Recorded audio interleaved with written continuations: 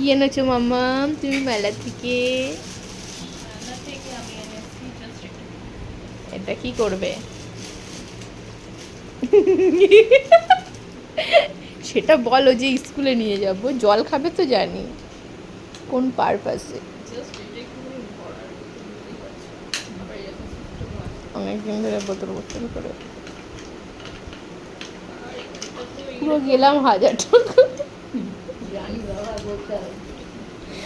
আমি বেরোতেই চাই না, আমি বেরোলেই আনলিমিটেড। এবার সেই সোজা রথে আবার আমার মেয়ে আসছে, বলছে ও মামা এই রথটা সেই কবে যেন টানা? আমি আসবে, বলছে হ্যাঁ ও এবারে রথ টানতে যাবে উল্টো রথে। আমি জানি না মা, তুমি আর তোমার বাবা জানো, আমি ওসব ব্যবহার করি না, জানিও না। হ্যাঁ না না, ওটা প্রেস করতে হয়, দেখেও তো নেওয়া হয়নি।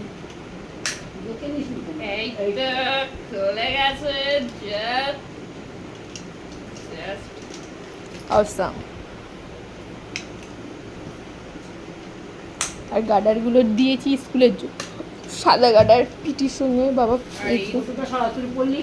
হ্যাঁ এইগুলো পরলেই কিন্তু ফেটে যায় মানু, সাবধানে ব্যাগের ভিতরে আগের বারে। হ্যাঁ এই যে এটা হচ্ছে আমার স্কুলের জন্য পিটি, আর এইটা হচ্ছে গার্ডার, ওটাও পিটি স্কুল।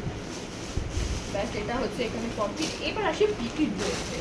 ড্রেসটা যে আমার এত ভালো লেগেছে, আমি কেনার জন্য জাস্ট পাগল হয়ে গেছিলাম, ঠিক আছে? আর ওকে বলতেও লাগেনি, ওর জন্যই মনে হয় গোছানো ছিল। আমি জাস্ট দেখাবো না, ঠিক আছে? আমি পরেই আছি। রোগা করে ছেলেটা আছে না, সে বলছে তুমি ড্রেস নিতে এসছো তো? আমি বলছি হ্যাঁ। কি করে? বলছে তোমার চোখের চাউনি দেখেই বুঝতে পেরেছি তুমি কি নিতে চাইছো।